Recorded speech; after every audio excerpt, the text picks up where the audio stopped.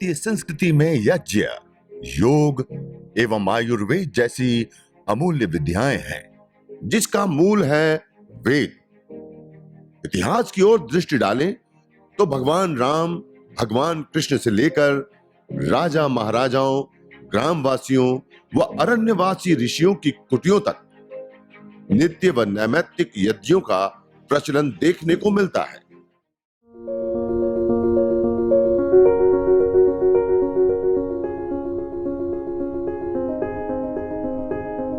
जिनको दमा अस्थमा रहता है, ऐसे कई पेशेंट हमारे पास में हैं। जबकि अस्थमा और दमा वाला जो पेशेंट है वह अगरबत्ती और धुएं से भागता है, वो सहन ही नहीं कर पाता, उसे तकलीफ होने लगती है, सांस फूलने लगती है उसकी। लेकिन यज्ञ के धुएं से यज्ञ करने तक, शुरुआत से लेकर एंड तक उन्होंने पूरा यज्ञ करते हैं। और आज वो कम 85% उनके पंप छूट गए, जो दमास्थमा के जो उनके पंप थे वो भी छूट गए यज्ञ करने से।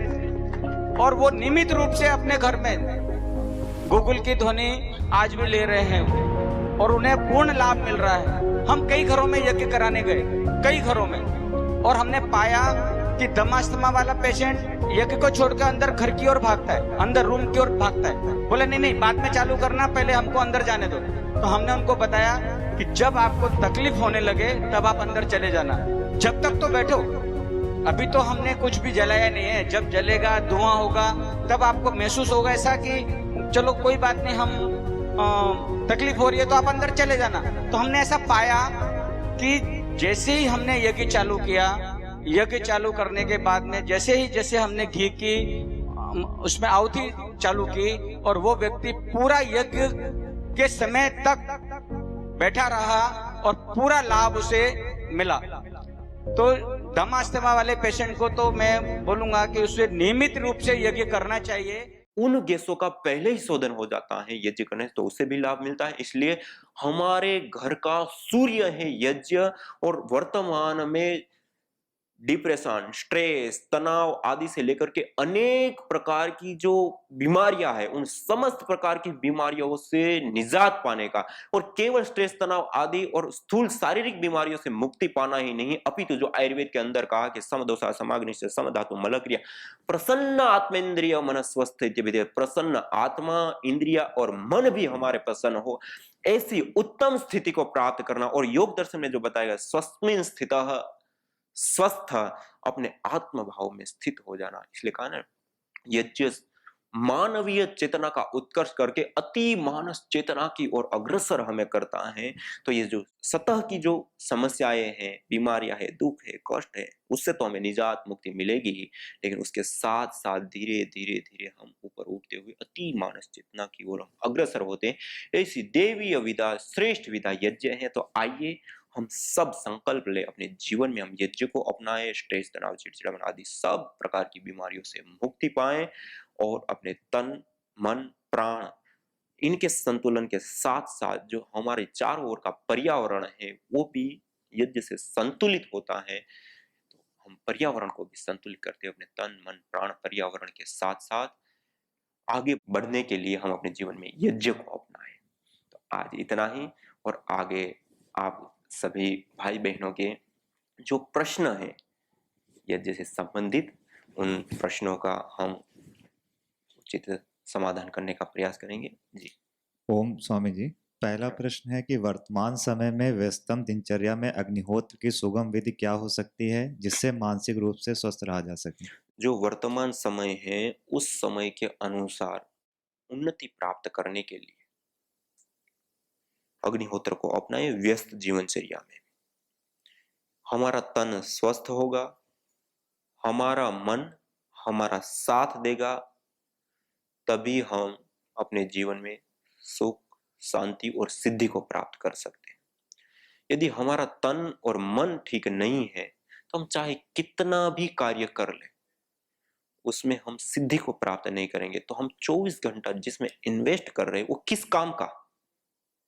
तो इसके लिए पहले तो हम तन मन को स्वस्थ रखने के लिए अपनी व्यस्ततम दिनचर्या में से उसकी उपयोगिता, स्वास्थ्य की उपयोगिता देखते हुए पहले तो हम समय निकालें। दूसरा, सरल से सरल विधि से हम कैसे करें? आप आम, पीपल, बरगद, गुलर, पलास, बिल्व या गाय की गोबर के कंडे विशेष रूप से लाभकारी होते हैं जलाने के लिए। उसको ला करके एक छोटा सा हवन कुंड रखें, उसमें अग्नि प्रदीप्त करके विधिवत आप कम से कम 7 गायत्री मंत्र से आहुति दे सकते हैं। एक गायत्री मंत्र का उच्चारण करने में 12 से 17 सेकंड लगती है। ओम भूर्भुवः स्वः तत्सवितुर्वरेण्यं भर्गो देवस्य धीमहि धियो यो नः प्रचोदयात् स्वाहा। कुछ सेकंड लगे। आप 7 गायत्री मंत्र से करते हैं तो 1 से सवा मिनट लगेगी। आप 21 गायत्री मंत्र का उच्चारण करेंगे तो 2-4 मिनट 5 मिनट लग जाएंगे। तो 1 से 5 मिनट का समय अर्थात गायत्री मंत्र का उच्चारण करते हुए 7 आहुति, 21 आहुति, 51 आहुति, 108, जिसके पास जैसा समय है, अपनी सामर्थ्य है, उन सब चीजों को देखते हुए आप इस प्रकार का, और 1 मिनट का समय तो हर कोई व्यक्ति निकाल सकता है। इधर उधर बातें मारने में ही अपनी दिनचर्या को देंगे तो बातें करने में या व्यर्थ के समय गंवाने में फेसबुक, व्हाट्सएप से लेकर के जो सोशल मीडिया या न्यूज चैनल आदि के ऊपर आप देखेंगे तो अपनी पूरे दिनचर्या में से कई सारा टाइम जाता है। तो उसमें से हम 2-5 मिनट अपने स्वास्थ्य के लिए नहीं निकाल सकते हैं। तो ऐसे हम अपने घर में प्रतिदिन यज्ञ करें, कम से कम नहीं तो आप 7 गायत्री मंत्र का उच्चारण करते हुए जो विशेष जड़ी बूटियां, जैसे आज हम मानसिक स्वास्थ्य विषय की बात कर रहे हैं तो उसके लिए जो विशेष जड़ी बूटियां होती है, अपामार्ग, शंखपुष्पी, वायुविडम, ब्राह्मी, गुड़ूची, उस्ते खद्दूस, गाजवान, पुष्करमूल, मालकांगनी है, वज है, गुलाब है, चंदन है, जावित्री, इलायची, गुग्गुल, लोभान, राल, ये कुछ ऐसी जड़ी बूटियां हैं। इन जड़ी बूटियों को लेकर के आप विशेष रूप से हवन कर सकते हैं। और इसमें हवन होने के बाद जब अंगारे बच जाते हैं, उसके ऊपर गुग्गल है, लोबान है, राल है, थोड़ा सा चंदन है या गुलाब की पत्तियां हैं, इन चीजों का भी आप अंगारों के ऊपर रख करके भी प्रयोग ले सकते हैं। उसको यज्ञ होने के बाद थोड़ी देर अंगारों पर रखें तो उसकी सुगंधी पूरे घर में, सब जगह पे, अपने कार्यालय में है तो वहां पे आप फैलाएं, तो उससे भी गुड हार्मोन्स बनेंगे और भी बहुत सारे लाभ मिलेंगे। स्ट्रेस, तनाव, चिड़चिड़ापन आदि से मुक्ति पाने से लेकर के अनेक प्रकार की बीमारियों से आपका बचाव होगा। तो इसके लिए हम केवल 7 आहुतियां दे करके भी, 7 आहुतियां मानी 1 से सवा मिनट का हम यज्ञ करके भी इस यज्ञ को हम अपना सकते हैं, कर सकते हैं और इसका हम लाभ उठा सकते हैं। जी। अगला प्रश्न है स्वामी जी कि अग्निहोत्र भस्म औषधि के रूप में किस प्रकार से ग्रहण किया जा सकता है, इस विषय में थोड़ा सा। औषधि की भस्म का, अग्निहोत्र भस्म को औषधि के रूप में किस हाँ, प्रकार ग्रहण कर सकते देखिए, हमने जो रिसर्च की है और लोगों ने जो अपने जीवन में प्रयोग किए हैं भस्म के, उसमें बहुत सारी चीजें सामने आई। भस्म का प्रयोग जो हमने यज्ञ किया उसके बाद उसको उसी कुंड के अंदर सुबह यज्ञ किया है तो शाम तक और शाम को किया है तो सुबह तक रहने देते हैं। उसके बाद उस भस्म को लेकर के कपड़े से छान लेते हैं। फिर उस भस्म को खरल लेकर के उसमें खरल करते हैं 1 घंटा 2 घंटा जो भी अलग अलग। और यदि हम वैदिक आयुर्वेद की परंपरा के अनुसार करते हैं तो कोई विशेष मंत्र आदि को मन में उच्चारण करते हुए भी उसको खरल किया जाता है तो अभिमंत्रित कहा जाता है उस भस्म को। उसका भी अपना प्रभाव होता है, जैसे मैंने पहले बताया कि हम अपने सामने पानी को रखें और गायत्री मंत्र का उच्चारण करके उसके क्रिस्टल को देखो पूरा चेंज हो जाता है, रूपांतरित हो जाता है। तो ऐसे ही भस्म आदि के ऊपर भी वैसे ही प्रभाव पड़ता है। जो साइंस भी इन बातों को मानते हैं और आज बहुत बड़ी मात्रा में आप इंटरनेट के ऊपर देखेंगे तो आपको इससे संबंधित पब्लिश पेपर आदि आपको प्राप्त होंगे। तो इस प्रकार से फिर उसको खरल किया जाता है और उस भस्म को 1 से 3 ग्राम की मात्रा में आयु के अनुसार, आवश्यकता के अनुसार, परिस्थिति के अनुसार, शरीर की स्थिति के अनुसार पानी में उसको घोल करके लिया जा सकता है। या जो रोटी आदि बनाते हैं तो आटे में ही उस भस्म को थोड़ी मात्रा में मिला करके लिया जा सकता है या लेते हैं लोग। इससे अतिरिक्त जो पानी हम पीते हैं, हमेशा प्रयोग करते हैं, उसमें छोटा सा ऐसा कपड़े के अंदर, जो बारीक कपड़ा हो, उस कपड़े के अंदर छोटा सा पुतली बांध करके उस पानी के अंदर डाल देते हैं। 12 से 24 घंटे उस पानी को पड़ा रहने, उसके बाद उस पुतली को थोड़ा सा हिला देते हैं अंदर और फिर उसको निचोड़ देते हैं और उस राख को निकल गई। अब उसका जो एक्सट्रैक्ट भाग है वो उस पानी के अंदर घुल गया। फिर उस पानी का हम पीने के रूप में प्रयोग कर सकते हैं, ले सकते हैं। इससे अतिरिक्त वैसे ही पानी में 5 लीटर पानी में 2 से 3 ग्राम की मात्रा में भस्म को डाल दिया, हिला दिया, 12-24 घंटे रहता है और नीचे बैठ जाती है। फिर पानी को छान लिया ऊपर वाले को और उस पानी का भी पीने से, और वैसे ही भस्म को पानी में जो आधा ग्लास या उससे कम पानी लेकर उसमें घोल करके लेना, इस प्रकार से अलग अलग रूप में, लेकिन पहले उसको खरल किया जाए, उसके बाद इस प्रकार से प्रयोग किया जाए, तो उससे जो रिजल्ट सामने आए और जिन लोगों ने प्रयोग अपने जीवन में किया और उन्होंने हमें बताया कि इस प्रकार से भस्म का प्रयोग लेने से जो उनकी डेफिशिएंसी अलग अलग विटामिन, न्यूट्रिएंट, माइक्रोन्यूट्रिएंट थी, उसमें उनको विशेष रूप से राहत मिली, उससे उसको मुक्ति, निजात मिली। इससे अतिरिक्त जिनके ब्लड ऑक्सीजन कम रहती थी, उन लोगों ने ऐसा प्रयोग किया तो उनकी ब्लड ऑक्सीजन बढ़ गई। इसी प्रकार जो कैंसर आदि के पेशेंट थे, उनको जब हमने दिया और उन लोगों ने जब इस भस्म का इस प्रकार से प्रयोग, तो उसको भी आशातीत लाभ मिला। और ब्लड कैंसर एक सबसे घातक होता है, सबसे ज्यादा कंट्रोल में नहीं आने वाला। ब्लड कैंसर भी यज्ञ और यज्ञ की भस्म के सेवन से ब्लड कैंसर भी ठीक हो जाता है। और कार्सिनोमा सेल्स, एक बहन को, ये विशेष कैंसर का एक स्टेज होती है और एक प्रकार होता है। कार्सिनोमा सेल किसी भी प्रकार से खत्म नहीं होता, उसका ऑपरेशन कर दो तब भी वो दोबारा होता है, दवाई खा करके वो कंट्रोल नहीं आता है, ऐसी स्थिति होती है। मानी कार्सिनोमा सेल जिसमें अंदर हो गया, वो जीवन लेकर के जाता है वो कैंसर। एक घटना हमारे साथ ऐसी घटी, एक बहन को ऐसा ही कैंसर था, ब्रेस्ट कैंसर, कार्सिनोमा सेल्स उसमें जनरेट हुआ और उन्होंने भस्म का सेवन और यज्ञ किया निरंतर 1 साल और उससे भी उन्होंने निजात पाली। आज 9 साल हो गई वो जीवित है और सुरक्षित है और कोई कैंसर नहीं। तो इस प्रकार की भी घटनाएं हैं। तो भस्म को इस रूप में सेवन हम कर सकते हैं। दूसरा, कोई जल गया, घाव लग गया, चिर गया, फट गया, तो या फोड़े फुंसियां हो जाती है, दाग पड़ जाती है, उसके ऊपर भी हम लगाते हैं तो उससे भी हमें निजात मिलती है। भस्म के अंदर हमारी चमड़ी को ठीक करने के लिए एंटी फंगल और एंटी बैक्टीरियल गुण होते हैं।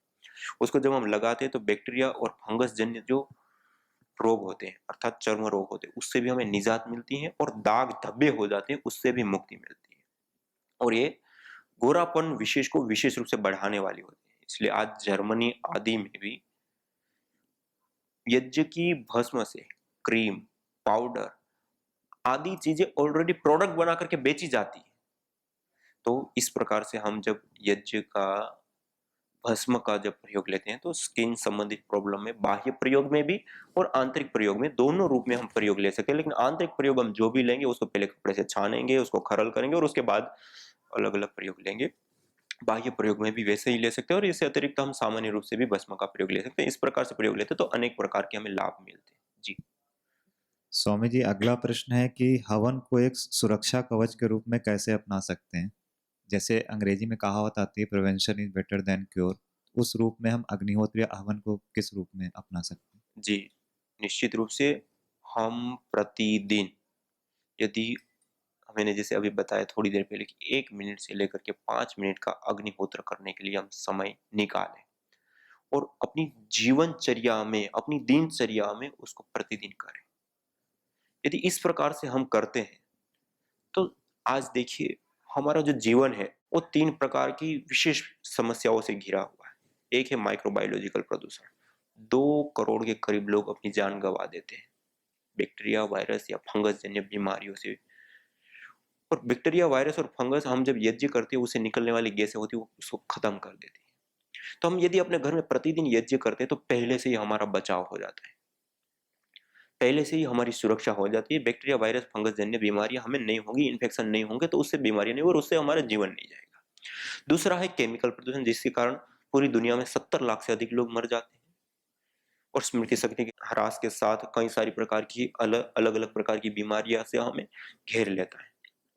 हम जब यज्ञ करते हैं तो हमारी वायु शुद्ध हो जाती है, पवित्र हो जाती है, सुगंधित हो जाती है, मेडिकेटेड हो जाती है, उस वायु के अंदर जीवन शक्ति का संचार हो जाता है। तो उसके कारण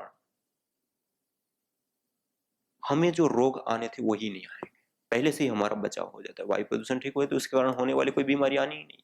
ये दूसरा। तीसरा एक है सबसे घातक, रेडिएशन। अनेक प्रकार के इलेक्ट्रोमैग्नेटिक रेडिएशन से लेकर के अनेक प्रकार के रेडिएशन है। आज जिस घर में हम रहते हैं और जिन चीजों का प्रयोग लेते हैं उसमें हम इलेक्ट्रोमैग्नेटिक रेडिएशन से विशेष रूप से घिरे रहते हैं। और वो भी हमारी मानसिक असंतुलन का, स्ट्रेस, तनाव आदि का बहुत बड़ा कारण है। इससे अतिरिक्त और भी अन्य कई सारी प्रकार की बीमारियां, कैंसर जैसी भी देता है। हम यज्ञ करते हैं तो उसके जो पार्टिकल्स होते हैं वो जब वायुमंडल में आते हैं तो उस रेडिएशन की तरंगों को नष्ट करने का कार्य करते हैं और उससे रेडिएशन कम हो जाता है, खत्म हो जाता है। डॉक्टर वाई के विजय जी, डॉक्टर ममता सक्सेना जी और भी लोग हैं जिन्होंने इसके ऊपर विशेष रूप से काम किया है और ये सिद्ध किया है कि इलेक्ट्रोमैग्नेटिक रेडिएशन भी खत्म होता है और उसके साथ साथ जो भारी वाले रेडिएशन होते हैं वो भी खत्म हो जाते हैं यज्ञ के पार्टिकल से। तो हम यज्ञ यदि हम प्रतिदिन करते हैं तो उससे उस एटमॉस्फेयर के अंदर जो इस प्रकार के तत्व हैं जो हम देख तो नहीं पाते लेकिन है रेडिएशन आदि, उससे हमारा बचाव हो जाता है। और इस घटनाओं से भी हम कुछ देख सकते हैं। जैसे भोपाल गैस कांड की घटना हुई थी, उस दौरान बहुत बड़ी मात्रा में जान माल की हानि हुई थी, लेकिन उस समय दो परिवार ऐसे, कुशवाहा परिवार और राठौड़ परिवार, दो परिवार ऐसे थे जिन परिवारों में उन्होंने अग्निहोत्र यज्ञ उस दौरान किया और वो प्रतिदिन वो कर रहे थे, तो उसके कारण उनकी मृत्यु भी नहीं हुई, उसके कारण जो उस गैस का जो साइड इफेक्ट होता था वो भी नहीं हुआ। इससे अतिरिक्त एक घटना उसी दौरान की माधव आश्रम के माध्यम से उस समय वहां के डॉक्टर लोग जो गर्भवती महिलाएं जो बच गई थी, जिनकी मृत्यु नहीं हुई, उनका गर्भपात करा रहे थे कि ये जो बच्चे हैं वो विकलांग मंगोल पैदा होंगे और ये उनके जीवन के लिए बहुत घातक हो, तो गर्भपात करा रहे थे, सरकारी मान्यता के साथ गर्भपात करा रहे थे। उस दौरान माधव आश्रम से उन लोगों ने यज्ञ के बारे में खूब प्रचार प्रचार किया और खूब सारी माताओं के इसी बात को बताया। उसमें से 19 माताएं ऐसी थी जो इससे सहमत हुई। उन माताओं ने गर्भपात नहीं कराया और वो प्रतिदिन यज्ञ करने लगे और यज्ञ में बैठने लगे।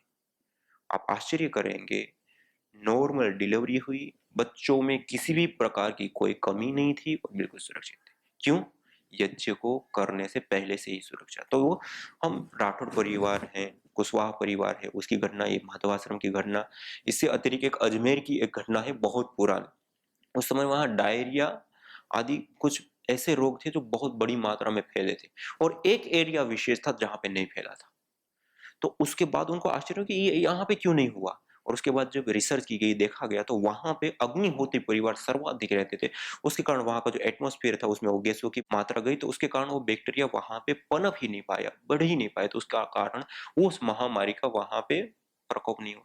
तो ये सब बचाव हुआ ना, पहले से ही उन्होंने यज्ञ किया तो पहले से ही उनका बचाव हुआ।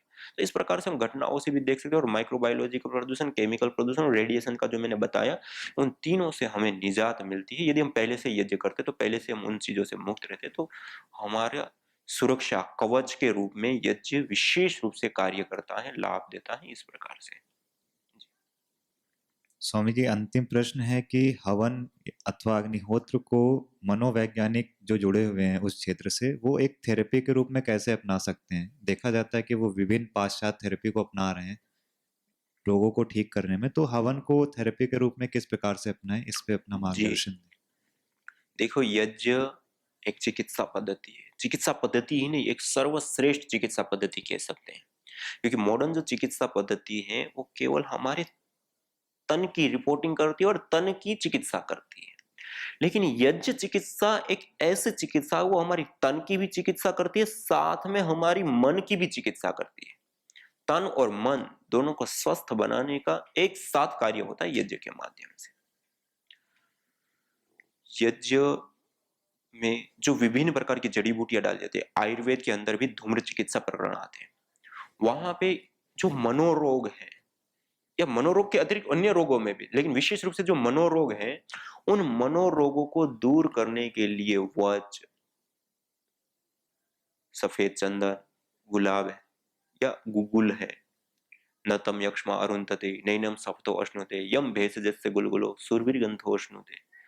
अथर्ववेद में कहा गया, जिस व्यक्ति को गुगुल विशेष, गुगुल एक पेड़ विशेष का निर्यास गोंद होता है, उसको जब हम अंगारों के ऊपर डालते हैं और उससे जो सुरभि निकलती, उसको जो व्यक्ति लेता है उसको कैसे किसी भी प्रकार के मानसिक ताप संताप प्राप्त हो सकते हैं, कैसे उनके जीवन में किसी भी प्रकार का अशुभ आ सकता है, कैसे उनको रोग प्रताड़ित कर सकते हैं, ऐसे अथर्ववेद में भी कहा गया। और उससे अतिरिक्त अन्य जगहों पे भी इस प्रकार की जो बातें आयुर्वेद आदि ग्रंथों में विशेष रूप से, जैसे वज्र है, ब्राह्मी है, शंखपुष्पी है, मालकांगनी है, ये कुछ ऐसी जड़ी बूटियां होती है। उसको जब हम अग्नि के ऊपर डालते हैं, पहले तो अग्नि में जलाना और दूसरा अंगारों के ऊपर डालना, और उसकी जो धुनी होती है उसको लेते हैं, तो उससे हमें विशेष रूप से मानसिक शांति, हमारे जो हार्मोन सुगंधी आती हैं तो उससे जो हमारे हार्मोन्स है उसमें चेंज आना, और जो बैड हार्मोन से वो दूर होते हैं, और जो गुड हार्मोन से उस वो विशेष रूप से बनते हैं, तो उससे भी हमें विशेष रूप से मानसिक लाभ प्राप्त होता है। और आप सब जानते हैं एरोमा थेरेपी के नाम से आज बहुत बड़ी मात्रा में गंध चिकित्सा के रूप में एक बहुत बड़ी मात्रा में ये प्रचलित है। लेकिन वो अलग अलग प्रकार की जो गंध हम लेते हैं उसमें अलग अलग लाभ और हानियां भी होती हैं, लेकिन जो प्राकृतिक रूप से पुष्प खिले हैं उसकी गंध है, और इसी प्रकार जब हम यज्ञ करते हैं और उसमें जो द्रव्य डालते हैं उसकी गंध है, वो विशेष रूप से हमारी चिकित्सा करते हैं। और कोई साइड इफेक्ट नहीं है इसका, एक विशेष कोई साइड इफेक्ट नहीं जो यज्ञ करते हैं उससे, या प्राकृतिक रूप से खिले हुए पुष्प है उसको समझ। लेकिन आज जो एरोमा थेरेपी होती है उसमें अलग अलग प्रकार से बहुत सारी विधाओं का प्रयोग करते हैं गंध लेने के लिए, तो उसमें बहुत सारी ऐसी चीजें हैं जो साइड इफेक्ट भी करते हैं। लेकिन ये यज्ञ एक निरापद चिकित्सा पद्धति है, और मनोरोगों को दूर करने के लिए इससे बड़ी चिकित्सा पद्धति या इससे बड़ा उपाय इतना सरल, सहज, सस्ता और कोई नहीं मिलेगा। अतः हम अपने जीवन में, या फिर जो मनोवैज्ञानिक लोग हैं, मन की शांति के लिए लोगों को ये विशेष रूप से सजेस्ट करें यज्ञ करने के लिए। यज्ञ हमारी संस्कृति की ऐसी विधा है, वो तन की भी चिकित्सा करता है और मन की भी चिकित्सा करता है, और ये दोनों साइकोसोमेटिक एक शब्द, दोनों आपस में जुड़े होते हैं। तन का प्रभाव मन के ऊपर, मन का प्रभाव तन के ऊपर जाता है, और दोनों को संतुलित करने का, स्वस्थ करने का, सही करने का सीधा सीधा कारण यज्ञ बनता है।